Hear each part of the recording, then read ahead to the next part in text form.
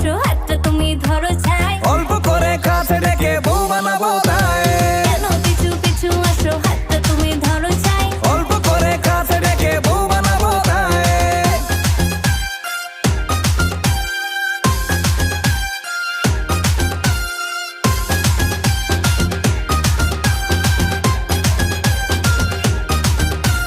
শ্বশুর আমার অসুর এখন দাঁড়িয়ে থাকে যখন তখন, চেষ্টা করেও তোমার দেখা কেন মেলে না।